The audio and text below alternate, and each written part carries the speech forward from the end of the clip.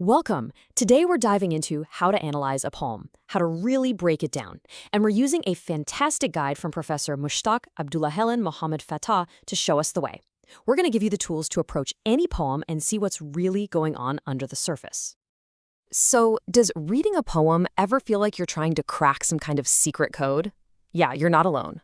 It can feel like this locked box, right? Full of hidden meanings. But what if I told you it's not a secret code at all, but a beautifully crafted puzzle? And today, we're handing you the key. Okay, here's our game plan. We'll start by defining what we're even talking about, then I'll give you a super practical 6-step toolkit. We'll put that toolkit to the test on a classic poem, decode its form and language, uncover the deep stuff, and by the end, you'll be all set to go off and do your own analysis. Sound good? First up, cracking the poetic code. This is all about turning that moment of confusion into a moment of pure clarity. So what is poetry analysis anyway? Look, it's not about finding some single right answer. It's more like a systematic investigation. We're basically becoming literary detectives, right?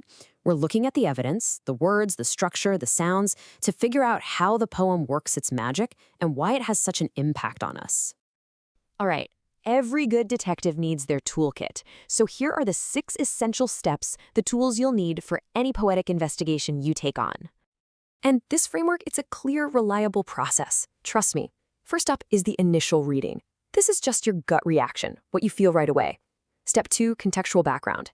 You gotta ask, who wrote this and when? It matters. Third, we look at the structure, the poem's skeleton, its rhyme and rhythm.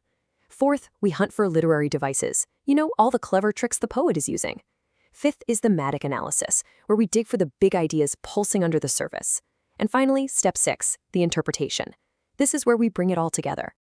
Okay, we've got our framework, but theory's one thing, right?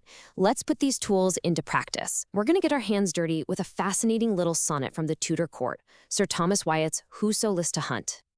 So it starts, Whoso list to hunt, I know where is in hind, but as for me, hélas, I may know more.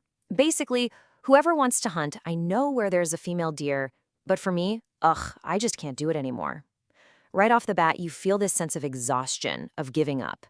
But what is this hunt really about? Okay, let's apply our first 2 steps. First, you'd read it a few times. You'd probably stumble on old words like hélas, which just means alas, and since, which means since. No big deal. Then, you do a little digging. Who is this Sir Thomas Wyatt? Turns out he was a courtier to King Henry VIII. And get this poem is widely believed to be about his impossible, maybe even dangerous love for Anne Boleyn. Whoa! See? Suddenly that context changes everything. Now for the fun part. Let's get a little more technical and look at the poem's architecture. This is where we start seeing the poet's choices, the real building blocks of the poem. And check this out. This is what's so cool. The structure alone tells us a story. This poem is a Petrarchan sonnet. That's a very strict, very demanding form. The first 8 lines, the octave, they set up the problem. The last 6 lines, the sestet, they comment on it. Now think about that for a second. This rigid, almost suffocating form, isn't that the perfect mirror for the speaker's trapped, obsessive state of mind? It's brilliant. Okay, now we're digging into step 4, the literary devices. And we'll start with figurative language. This is where poets get to play, you know? A key tool here is the metaphor. It's when you use one thing to talk about something else entirely. And here is the poem's central metaphor, right in front of us. The hunt for the hind, that female deer. Yeah, it's not about an actual animal. It's about his pursuit of a woman. And that line, in a net I seek to hold the wind.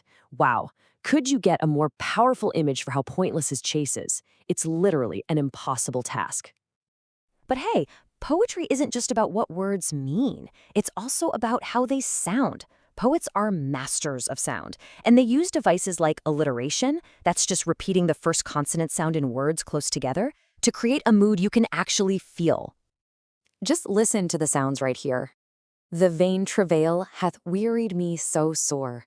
Fainting I follow. Hear that? Fainting I follow.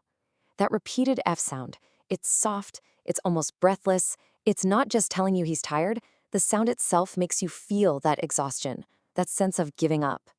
That's just masterful. Okay, we've gathered our clues, we have the context, the form, the metaphors, the sounds. Now it's time to put it all together and solve this thing. So after all that digging, what is this poem really about? Well, the main theme is clearly this idea of unattainable desire, of unrequited love. The recurring image, what we call a motif, is the hunt. And the universal message? It's something I think we can all connect with. That deep pain and frustration of chasing something you know deep down you can never, ever have. And then we get the final devastating clue. The deer, the woman, she wears a diamond collar, and engraved on it is a warning. Noli me tangere, which is Latin for do not touch me. And why? For Caesar's I am. In the world of the Tudor court, there's no question who Caesar is. It's the king, King Henry VIII. The woman he loves isn't just unavailable. She belongs to the most powerful and dangerous man in the entire country.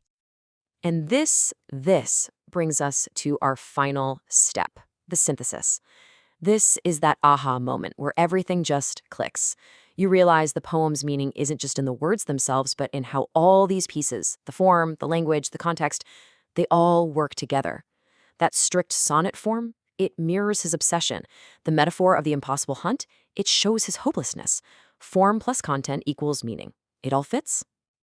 So, we've just walked through a complete analysis, from start to finish. But the goal here isn't just for you to understand this one poem, it's to give you a skill you can use on any poem you come across. So, what's the big takeaway here? It's this. Poetry is not some secret, unsolvable code. It's a craft, a beautiful, intricate craft.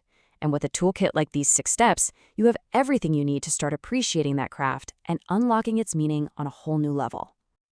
So I'm going to leave you with a question. Now that you have these tools, you're not just a reader anymore. You're an investigator. You're a detective. So what poem will you hunt for meaning in next? The chase is on.